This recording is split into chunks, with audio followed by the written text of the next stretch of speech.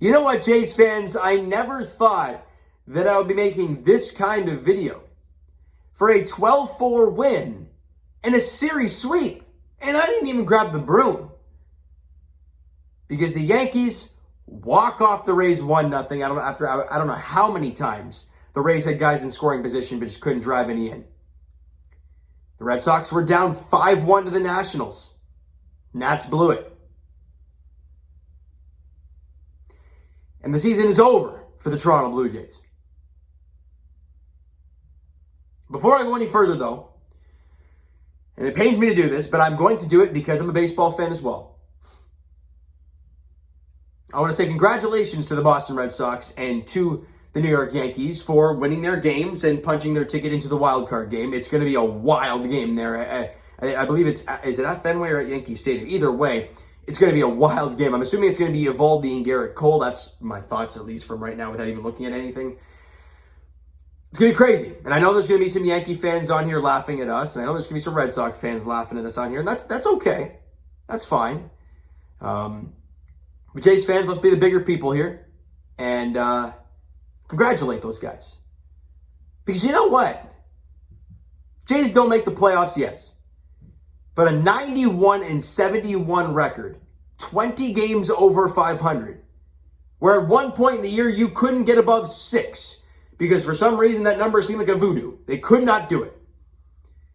20 games over 500. For the 7th time in franchise history, they get 90 wins. They one up that and get 91. It's unfortunate you missed the playoffs. It really is. Because this team really did feel special. But it's not their time. Now, a lot of question marks are going to surface now about guys like Robbie Ray and Marcus Semien and this and that. And what about the third base position? What are you going to do with that? Well, has Espinal filled the void? Blah, blah, blah. All that stuff. But that stuff we talk about in the season review, off-season preview stuff. And I might talk a little season stuff in here as well, but it's just kind of to let me talk, let it all out, and let all the feelings flow. The positives you can take away from tonight's game and record-breaking games and just good things to see is Ryu pitch well. I think that's one thing the Jays look at and say, hey, you know what, 2021 for Hyunjin Ryu was great to start, awful in the second half, but his last 2 outings to end the season were pretty good. So it's a very encouraging sign moving forward, and hopefully he can turn the page into next season. For Vladimir Guerrero Jr., he hit home run number 48 on the year. And he passed Eddie Matthews for being 22 years or younger and the most home runs. There you go. And great job from Vladdy. 48 bombs was a moonshot to right field, an absolute laser beam. So congrats to him. Springer had 2 bombs in the game, including a grand slam. If George Springer's 100% healthy, this team is wild to face. But I'd say about 85% of the season, George was not healthy. He may have played just about half the games this year. I don't know exactly the number of games he played.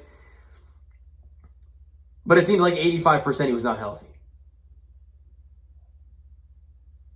You can also look back at Bo Bichette, setting the record for shortstops, getting home runs as a Blue Jay. He broke that record. Marcus Semien breaking the all-time MLB record for home runs by a second baseman, even though he says he's a shortstop. He played second base all year. I understand he's played shortstop his entire career. But breaks that record by a mile, has 45 bombs, had the home run today. But we can go back. We can go back at this year and look at moments where the season took a hit. You could look at that, first off, you can look at having 2 places that were not home. For God's sakes, when you were in Dunedin, Tampa Bay Ray fans outsold you. That's how bad it was. When you were playing in Buffalo, the Yankee fans, there definitely wasn't a home game there. You finally came back to Rogers Center after April, May, June, July. After 4 months of the season, you finally come home. They had that great stretch. Fantastic. Let me back it up a little bit. They had that moment where the bullpen was a complete abomination for about a month and a half. Can you imagine if the bullpen won you a couple games there or didn't blow a ton, like Tyler Chatwood not walking 5 guys in an inning? This game would be a lot, this team, this season would be a lot different. The Jays come home. They have that great stretch. They welcome in Boston. They win 3 of 4. They're right back in it. Then they go on the road. They go on the West Coast. They fall flat in their face there. They go have an abysmal road trip there. They were right back in the wild card talks. And they go on that road trip. They have an abysmal time. I believe they lose both series to the Detroit Tigers this year? I remember one game specifically. Marcus Semien had the ground ball to him. Most routine play you can see. To end the ball game. Throws it in the dirt. Jays end up losing. There are games like that happen quite often, early on in this year at least, that you should have won. And I'm not talking about, this guy pitched well, this guy, he just hit the ball hard. No, I'm talking about legit malfunctions. We're talking about Marcus Semien error, the bullpen, just the inability to throw strikes. Just the most common, simple stuff destroyed this team at times this year. But again, they found a way to be 20 games over 500 and miss the playoffs by 1 game. Like, it's nothing to snub our nose at. Especially, this team is not like 15 and 16. This team is not on their last legs. They were just born and they're just getting their feet underneath them. This is the first full season in the big leagues for Vladdy and Bo. And they didn't disappoint.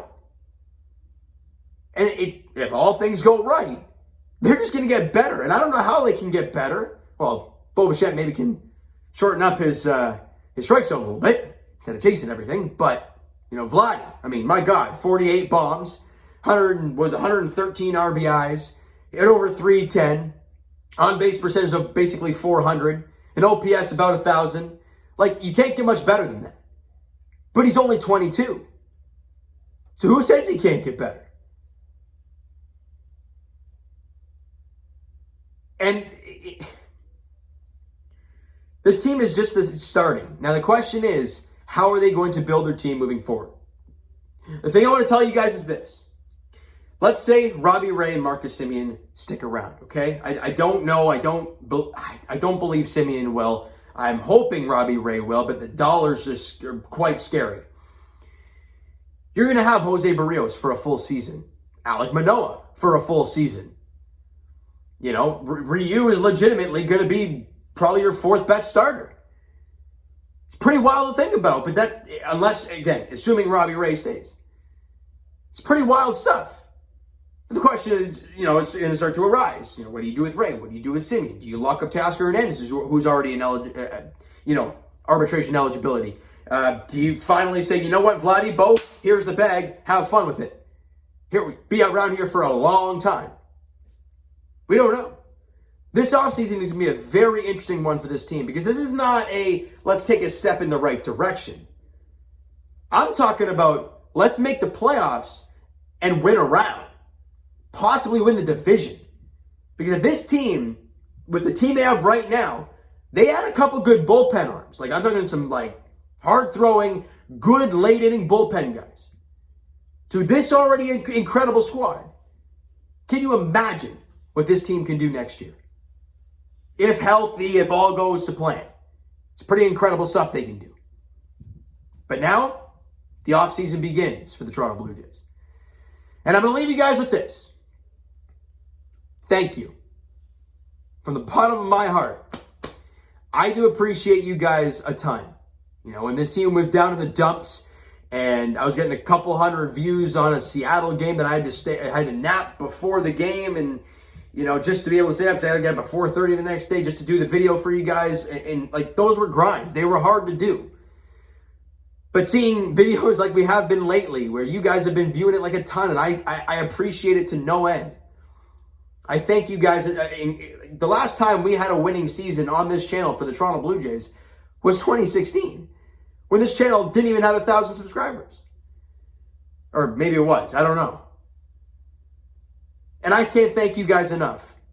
And I really do hope you guys stick around for the Raptors and the Leafs season. As much as the Leafs stress everybody out to no end, I hope you guys stay around for it. I hope the Raptor fans are still around. I hope we can gain some more of you guys as well. Because they're going to be here, they're new seasons, they're new beginnings. It's going to be fun to watch. For the Blue Jays, unfortunately, it has come to an end. But like I said, I'll say it again. I want to thank you guys for the ride it's been. Because it has been exactly that. I don't know how many times I've worn the garbage can. But we're sitting here 20 games over 500. We missed the playoffs by 1 game. And yeah, it pains us to think that way and to look at it and look how close it was. You really want to analyze it? The Nationals were 8 outs away from winning that ball game and sending the Jays into game 163 at Fenway. But it didn't happen. And it sucks.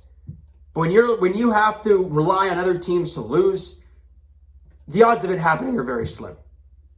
And we saw that today. The Jays lay a beat down, but they were in the position that they had to watch a team lose, and they didn't. So last thing before I wrap it up, guys, and I'm going to say it again, because I want you guys to really feel it the way I am.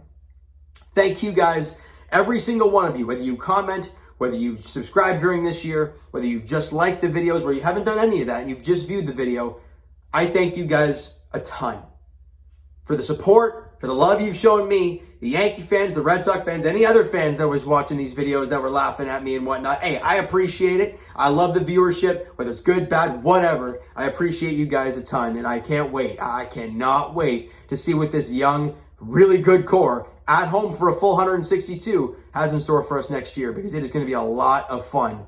But in the meantime, Leafs and Raptors get going. Leafs play a preseason game tomorrow. The Raptors' first preseason game is tomorrow, and I'll be doing a preseason preview for them tonight, just to kind of talk about something different and move on from the Blue Jays, because it's not easy to do right now, right? So Jays fans, thank you guys so much for listening and watching. I really do appreciate it. So smack that like button if you guys enjoyed this video and enjoyed the season as a whole. Hit the subscribe button if you guys have not already. Comment down below your thoughts on the video, your thoughts on the game, your thoughts on the season, whatever the case may be. The turning point of the year, one loss that stands out to you as the most heartbreaking loss. I already mentioned 2 of mine, the Chatwood walks and the Simeon ground ball. Those are 2 of mine. There's lots more. But let me know yours in the comments. Also, your thoughts on this team as a whole and what you see this team doing moving forward. All right? Twitter is down below for myself. Follow, send me a DM, do all that great stuff. The Instagram link is down below, so follow up there if you have not done so already, guys. And I will talk to you later on tonight, Raptors edition, as we are doing the preseason preview. All right, as the Raptors start their preseason tomorrow against the Philadelphia 76ers. And as for the Toronto Maple Leafs, I'll be talking to you guys tomorrow night as their first preseason game, their 4th preseason game against Ottawa, in Ottawa, I believe, is in action there as they look to kind of tone things up before the regular season gets going in about a week or so. I think it's very, very close to that, all right? So Jays fans, last thing, thank you guys so much for listening and watching for all 162 games. I really do appreciate the support, and we'll talk to you guys throughout the offseason.